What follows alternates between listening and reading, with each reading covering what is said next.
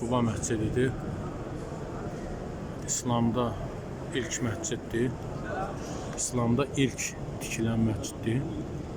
Allah Resulü aleyhissalatu vesselam Məkkədən Mədinəyə hicrət edərkən müşriklərin əziyyət verdiyi bir vaxtda Məkkədən Mədinəyə hicrət edərkən ilk bu əraziyə düşüb və bu məscidi inşa edib. İlk inşa edilən məsciddir İslamda.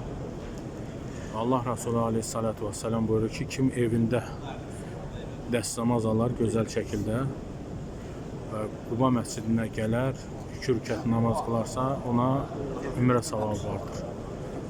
Bu da həmən məsciddir, Mədinə şəhərində yerləşir.